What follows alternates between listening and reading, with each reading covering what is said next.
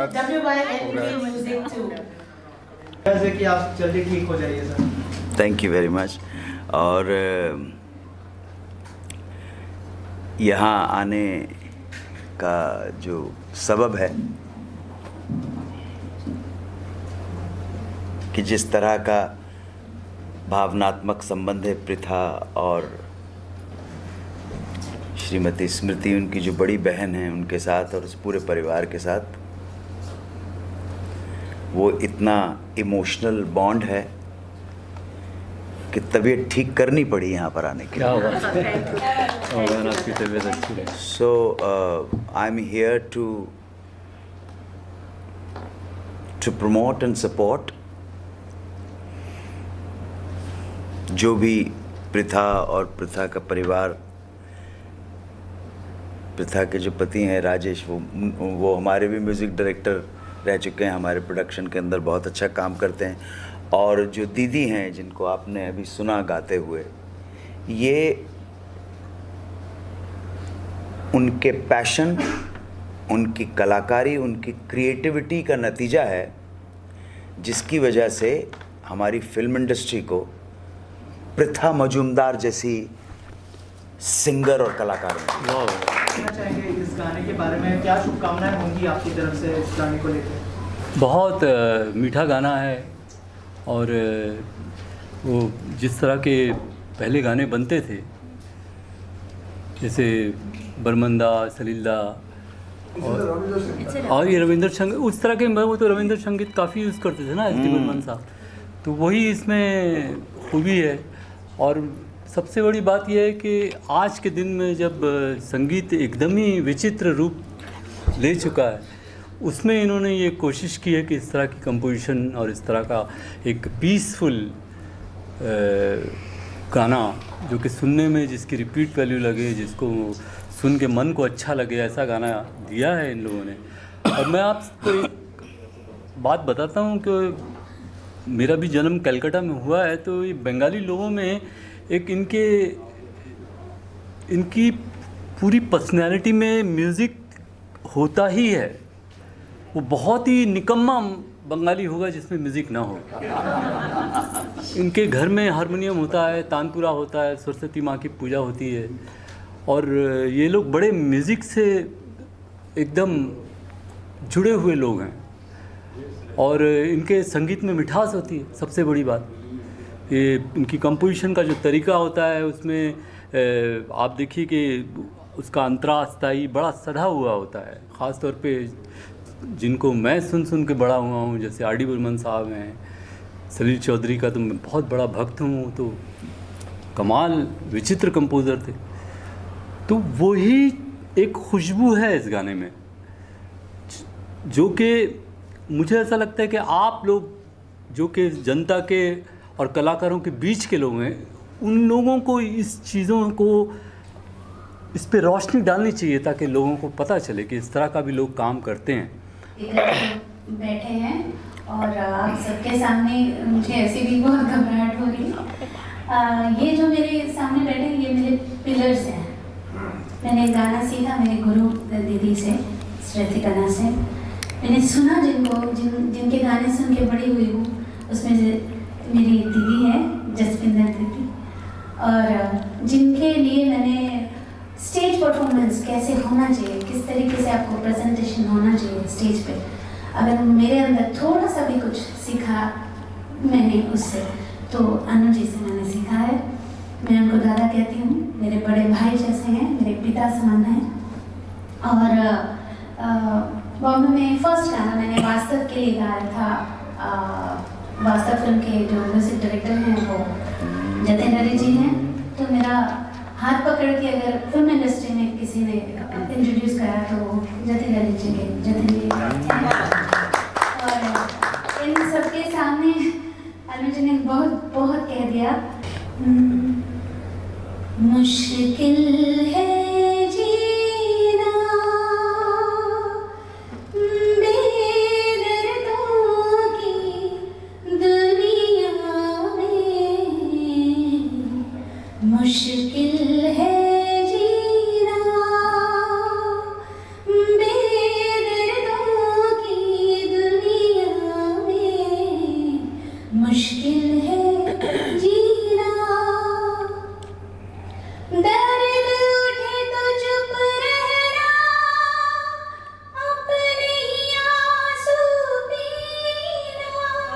वाह वाह।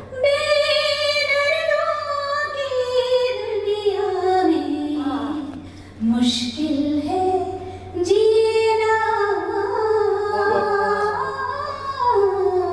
ये बात है।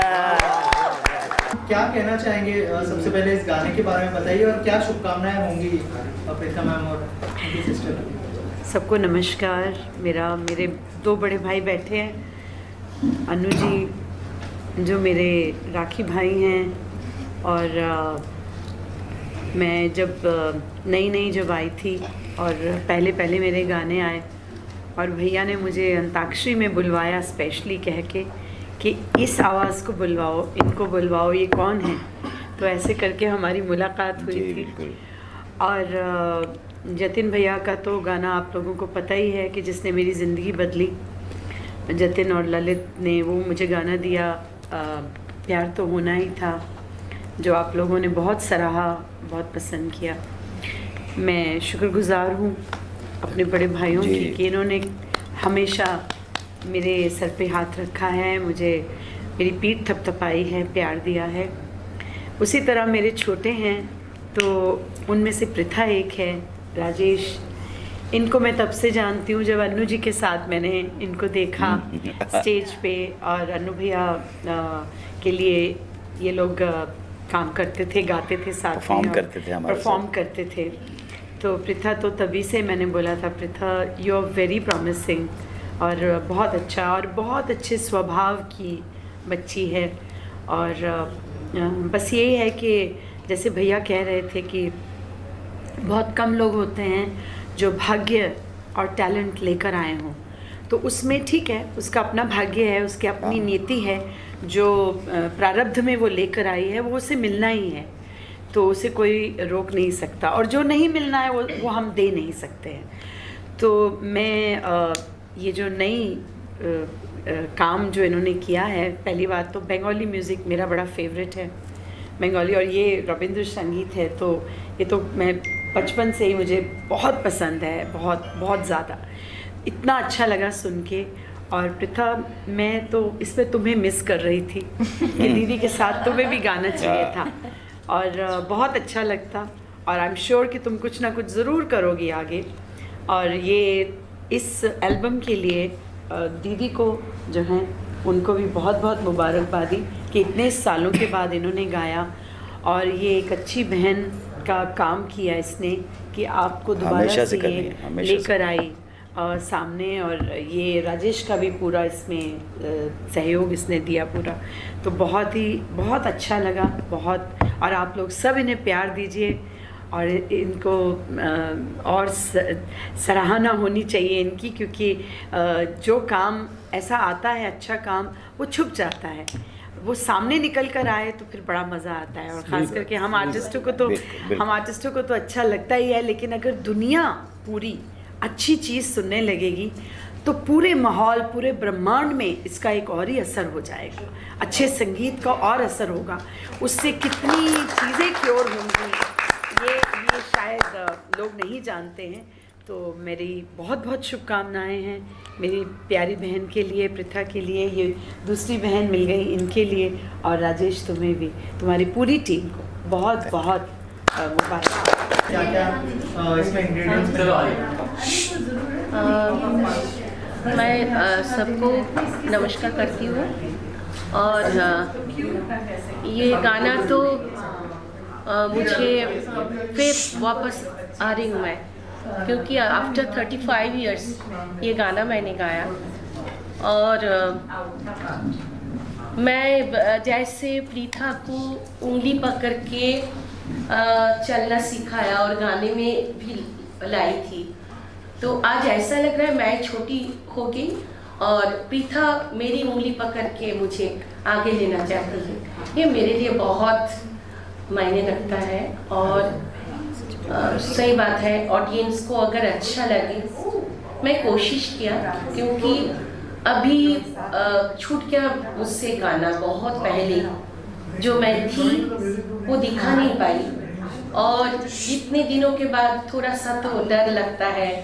बहुत सारे बच्चों आजकल गाना गाते हैं, बहुत अच्छा गाते हैं, उधर तो सच ही मुझे ऐसा लग रहा है मैं तब अगर मेरा इतना चांस मिलता, मैं कोई मुझे लेके करते तो मुझे अच्छा लगता, लेकिन वो नसीब के बात था और नहीं हुआ। और मेरी गलती भी नहीं थी कि मैंने अचानक बंद कर दिया गाना, ये नहीं था। मैं 10-12 घंटा प्रैक्टिस करती थी। एक दिन अचानक मेरे गले से गाना बंद हो गया प्रैक्टिस करते वक्त। तब बहुत रोई थी, क्योंकि डॉक्टर लोग ने बोला कि मैं गा नहीं सकती, बात भी नहीं करूँगी मैं किसी से। तो वो मुझे लग रहा था मैं मर चुकी हूँ, मेरा सिर्फ शरीर ही है, कुछ भी नहीं है। तो गाना बंद हो गया था। तो अभी प्रीथा मेरे लिए पता नहीं, वो सोचती है कि दीदी को कुछ करना है और दीदी कुछ करेगी तो उसको अच्छा लगेगा, और मैं दूसरी तरफ से चाहती हूँ वो कुछ करे तो मुझे अच्छा लगेगा। तो इसलिए मैं ऑडियंस को, सबको बोलना चाहती हूँ, अगर थोड़ा बहुत जितना मुझसे हुआ मैंने किया। और एक है जिसके लिए मैं बोलना चाहती हूँ, राजेश जी, उसका सपोर्ट भी मेरे लिए बहुत मायने रखता है, क्योंकि मैं उन लोगों के बिना कुछ भी नहीं हूँ, कुछ भी नहीं कर सकती थी, क्योंकि मेरे पास था ही नहीं कुछ। ये जब ये गाना गाया तब भी मैं सोच रही थी मुझसे और नहीं हो पाएगा, जो छूट गया और नहीं होता। लेकिन ये दोनों ने मुझे बोला, नहीं दीदी सब कुछ है, अभी भी है, आप तुम्हारे अंदर जो है वो सबके सामने लाओ। तो पता नहीं सबको कैसा लगेगा, लेकिन सचमुच मेरे अंदर जो था वही मैंने कोशिश की बाहर लाने के लिए। अभी आप लोगों के हाथ में है और ऊपर वाला के हाथ में है, उन्होंने जो चाहेंगे ऐसा ही होगा। मैम, एक फिल्म के लिए आपकी वॉइस सिलेक्ट हाँ, अगर उसके बारे में कुछ आप। मैं बी.आर. चोपड़ा की वहाँ मेरा कैसेट भेजा था, तो कैसेट सिलेक्ट भी हो गया था। मुझे कलकत्ता से इधर ही आना था मुंबई में, तब मैं कलकत्ता में रहती थी। तो मैंने बोला ना एक दिन अचानक, तब तो प्रैक्टिस चालू ही था मेरा, तो तब जब गाना मैं स्टार्ट किया तो अचानक सुबह जब प्रैक्टिस कर रही थी तानपुरा में, तो गला पूरा चला गया था। तो शायद भगवान हम कुछ चाहते थे और भगवान ने कुछ चाहा, इसलिए मेरा गाना स्टॉप हो गया था। तो वो तो मेरी नसीब की बात थी और भगवान ने कुछ चाहा था, ऐसा ही हो गया। सर, आप क्या कहना चाहेंगे? आप खुद गाने में फीचर कर रहे हैं, कैसा एक्सपीरियंस था, और अगर एक एक करके बताएं। सबसे पहले तो आप सबको नमस्कार, thank you for coming over. और प्रीथा और राजेश और दीदी जो हैं, ये प्रैक्टिकली परिवार हैं मेरे लिए, तो इनको तो मैं कभी ना कर ही नहीं सकता। जिस वक्त इस प्रोजेक्ट के लिए मुझे कॉल आया था, मैं बहुत ज़्यादा मसरूफ़ था। मेरी फिल्म की शूटिंग चल रही थी, सीरियल की भी शूटिंग चल रही थी, और तबीयत कुछ नासाज सी थी मेरी। तो शूटिंग के 4 दिन पहले मैंने राजेश को फ़ोन करके बोला कि शायद मैं ये काम नहीं कर पाऊँ, क्योंकि मेरी तबीयत ठीक नहीं है और कैमरे में अच्छा नहीं लगूँगा। तो राजेश ऑब्वियसली और फिर काफ़ी मतलब बस खाली चाकू लेके काटना पड़ता था। तो मैंने कहा चलो ठीक है, आ जाता हूँ। जहाँ तक संगीत का सवाल है, बहुत लोगों को शायद नहीं पता, लेकिन मैं जब बॉम्बे आया था बहुत साल पहले, 94-95 की बात कर रहा हूँ, मैं दरअसल एक तो नौकरी कर रहा था, नौकरी के सिलसिले में आया था, और मैं प्लेबैक करना चाहता था। और शायद ये ऐसी कोई कंपनी होगी जहाँ पे मैं नहीं गया।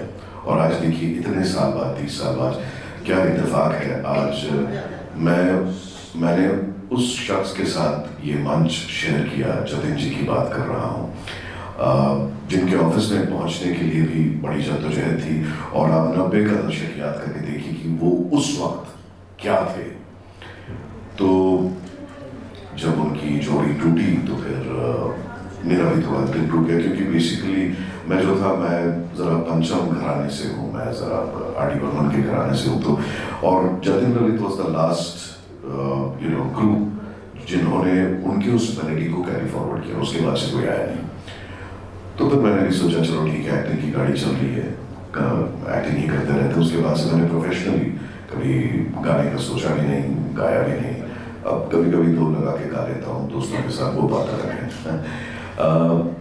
इसमें काम करके बड़ा अच्छा लगा, बिकॉज बहुत जल्दी हमने काम ख़त्म किया। 1-2 डेट्स के इशू थे। मैं एक शूट से आया था, आधा दिन दिया हुआ था, उसी आधे दिन में ख़त्म करके काम करना था। तो और वहाँ पे ये मेरी ब्यूटीफुल को एक्ट्रेस मिली मुझे, सुलग्ना। तो जितना अच्छा काम इन्होंने पर्दे पे किया है, एक चीज़ आप लोगों को बताना चाहता हूँ, उतना ही अच्छा ये लिखती हैं। लेखन का भी बहुत बढ़िया हाथ है इनका। तो इनके साथ काम करके मज़ा लगा। जो डायरेक्टर साहब हैं ये भी बहुत ही सज्जन व्यक्ति हैं, बहुत ही टैलेंटेड हैं।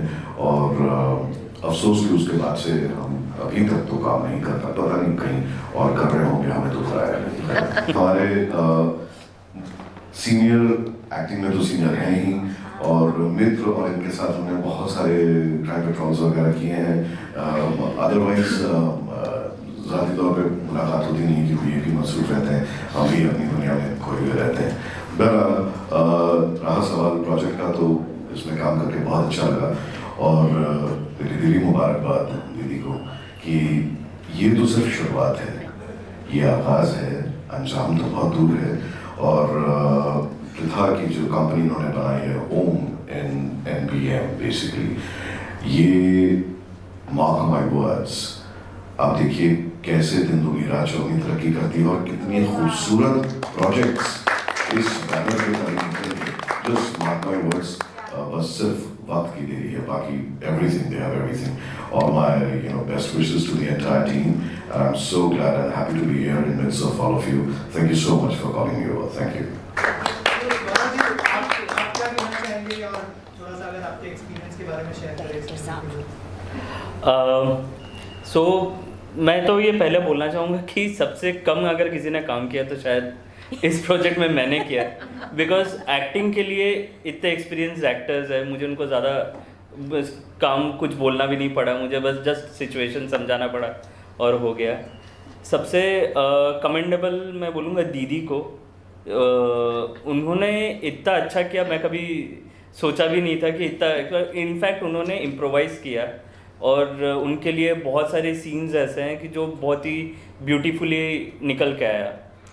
एक्सपीरियंस इस फिल्म का तो बहुत अच्छा था, इस म्यूज़िक वीडियो का अच्छा था। हम लोग बहुत दिनों से मैं ऐसा बोलता हूँ कि जब भी हम लोग एक फ़िल्म करते हैं, we take back a story with us, we take back memories with अस।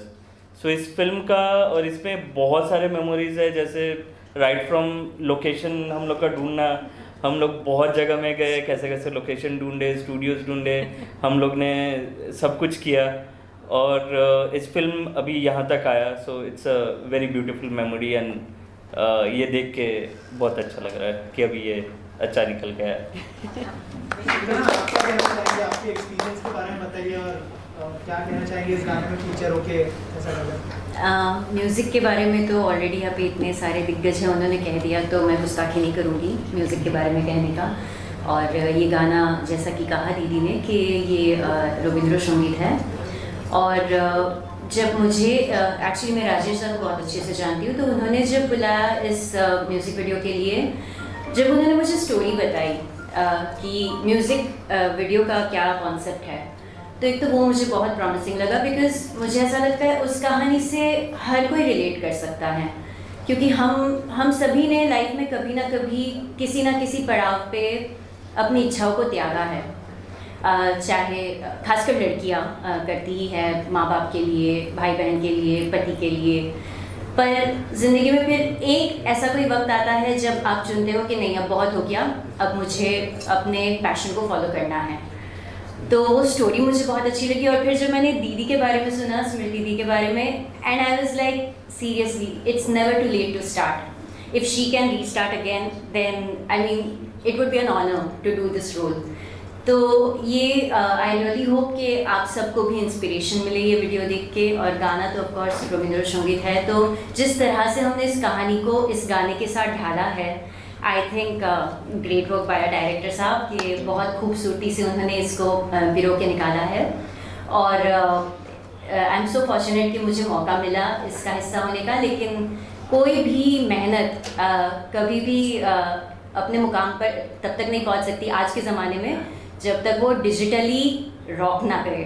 तो आप सबको यहाँ पे मैं गुजारिश करूँगी, पृथा दीदी ने अपने मम्मी पापा के नाम से नया चैनल स्टार्ट किया है NBM। आप लोग प्लीज़ इस चैनल को भर भर के प्यार दीजिए, इस वीडियो को जहाँ तक हो सके पहुँचाइए। माना ये बंगाली सॉन्ग है लेकिन संगीत की कोई भाषा नहीं होती। और अगर ये कहानी छू सकती है तो किसी भी भाषा में छू सकती है। और ये कहानी ऐसी है जिससे हर कोई रिलेट कर सकता है।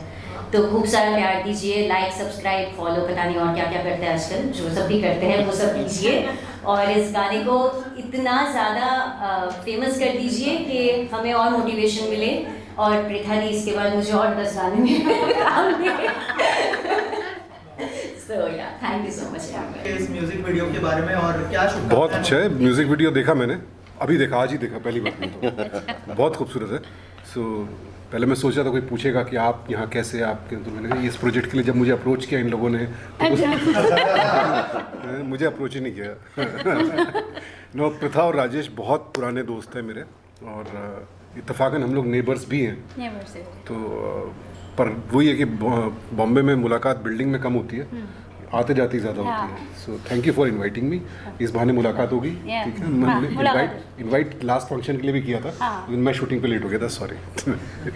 So very nice video, concept बहुत अच्छा है, गाया बहुत अच्छा है स्मृति जी ने, और म्यूज़िक अच्छा है, आप लोगों का काम भी अच्छा है, तो सब अच्छा है। Very very tastefully shot, honestly very tastefully shot. And I wish you all the very best. And और अच्छे अच्छे प्रोजेक्ट करो। फिर मैं भी दिखूंगा, कोई मेरा भी ऐसे वीडियो पब्लिक करेगा कल को, है ना? हाँ, जरूर, बिल्कुल। मेरा भी कुछ हो जाएगा ज़िंदगी में। मैं आपसे जानना चाहूँगा, इतने बड़े बड़े डिग्निटरीज आए, सबने अप्रिशिएट किया गाने को, क्या कहना चाहेंगे? और भी चीज़ें आपसे जानना चाहूँगा। NBM जो आपने प्रोडक्शन हाउस का नाम रखा है, उसके बारे में भी कुछ बताइए कि क्या रीज़न था ये नाम रखने के पीछे? पहली बात तो आपने जो फर्स्ट क्वेश्चन है कि इतने बड़े बड़े लोग आए हैं यहाँ पे और इतने अच्छे उन्होंने विशेष हमारे सबके लिए दिया है और उन्होंने बहुत अच्छी बातें की, तो वही बहुत बड़ी बात है मेरे लिए कि वो आए यहाँ पे। और हाँ कि मैं हमेशा ये मैं मतलब बिलीव करती हूँ कि अच्छा काम कभी ना कभी कहीं ना कहीं सराहा जाता है, और उसके लिए सिर्फ एक छोटी सी प्रयास की ज़रूरत है। वो ये हमारी प्रयास है। और जैसे कि सब लोगों ने कहा, आपके बिना हम मतलब बाकी लोगों तक पहुंच ही नहीं पाएंगे, तो इसके लिए आप यहाँ पे हैं और आप लोगों को भी ये अगर अच्छा लग रहा है तो आशा करती हूँ कि भगवान की कृपा से हम वहाँ तक पहुँच जाएंगे जहाँ तक लोगों की पहुँच नहीं है, ये है। और दूसरी बात ये है कि हाँ, NBM प्रोडक्शन का नाम इसके लिए है, हमारे जो भी सिबलिंग्स हैं, हम लोग हमारे जो पिता माता जी जो हैं पेरेंट्स, वो म्यूज़िकली बहुत इंक्लाइंड थे और बहुत पसंद करते थे कि आप भी कुछ सीखो, आप भी आगे चल के कुछ म्यूज़िक में कुछ करो। तो वो अभी यहाँ पे नहीं है, मतलब दुनिया में नहीं रहे, पर उनकी जो लेगेसी है वो उसको आगे बढ़ाने के लिए ये प्रयास है।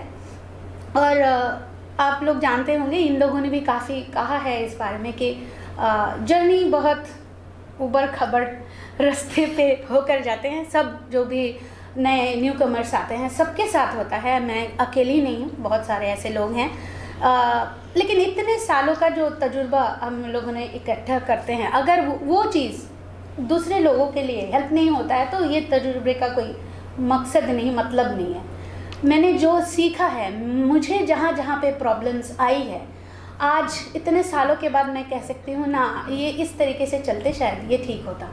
तो मैं चाहती हूँ कि आगे की जो भी ऐसे कोई टैलेंट है, जिनके पास बहुत टैलेंट है लेकिन लाइमलाइट पे आ नहीं पा रहे हैं, अच्छा काम उस तरीके से दे नहीं पा रहे हैं, तो मैं उनके लिए काम करना चाहूँगी। मैं उनको बोलूँगी कि प्लीज़ आएँ, हमारे साथ रहें और मेरे से जितना हो पाएगा, अपने प्रोडक्शन हाउस के तरफ से जितना हो पाएगा मैं करूँगी। और ये एक चीज़ मैं हमेशा सबको कहती हूँ कि आप भूखा हैं तो आपको जो भी खाना दिया जाएगा ना, आप वही खाएंगे। अगर आपको अच्छा खाना दिया जाएगा तो आप बहुत अच्छे से खाओगे, आप वो हेल्दी होगा। अगर गंदा मतलब समोसा और स्ट्रीट फूड कुछ भी दे देंगे, वो भी आपको काम आएगा, लेकिन वो हेल्दी नहीं होगा। मेरा काम ये है कि हेल्दी फूड, जो हंग्री है वहाँ तक पहुँचे, वहाँ तक जाए चीज़, और अच्छी म्यूज़िक सबके कान में, अच्छी चीज़ें जाए, अच्छी तरीके से जाए और अच्छी चीज़ को सराहा जाए। गाना देखने के बाद लोग एक्साइटेड होने वाले हैं, क्या अपकमिंग प्रोजेक्ट्स है, अगर वो भी बता दें आप। देखिए, ये भी आप सबके लिए अचानक से ही आया, राइट? ऐसे तो बहुत सारे प्रोजेक्ट्स के बारे में हम लोग ऑलरेडी डिसाइडेड है, काफ़ी सारे रो पे है कि एक के बाद एक आने ही वाले हैं, और उड़ान तो बहुत ऊपर तक भरने की ख्वाहिश है।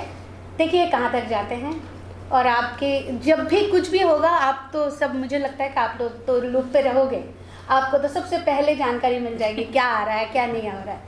तो देखिए, वेट करते हैं और प्रे करते हैं कि अच्छे काम आ जाए। आप इतना अच्छा गाते हैं, आपको सुनने का मौका कब मिलेगा? मुझे तो आप लोगों ने सुना ही है, लेकिन कभी आप लोगों ने ऐसे पूछा ही नहीं। पहली बात। दूसरी बात है कि काफ़ी जगह पे मेरे गाने मैं खुद ही सुनती हूँ, मैं बाजू में से निकल जाती हूँ, किसी को पता ही नहीं चलता, क्योंकि ऐसे कोई कभी मेरा चेहरा देखा ही नहीं है। मेरे गाने फेमस है, लेकिन मैं फेमस नहीं हूँ, मेरा चेहरा फेमस नहीं है। हाँ, ये रही मतलब बहुत ज़माने पहले की बात बोल रही हूँ, लेकिन हाँ, मैंने मोहब्बतें, वास्तव, विरज़ारा ऐसे सारे फिल्म में गाए हैं।